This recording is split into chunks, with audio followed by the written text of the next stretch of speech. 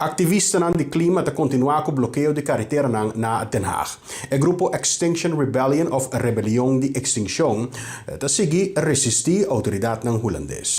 Awe pa di 19 dia consecutivo, o grupo Extinction Rebellion asubikaya na Den Haag. Manera tudo dia ng trans de Lomba nang te decidido pa bloquear a A2, a carretera principal que te drenda den centro de Den Haag. Ayer, a autoridade policial actua com força bruto e a spuit com água de pressão alta riba e activista para quebrar a ação. Finalmente, a hasi diferente detenção. Extinction Rebellion tem como meta para o ano 2025 mundo alcançar zero neto pelo que a emissão de dióxido de carbono da atmosfera.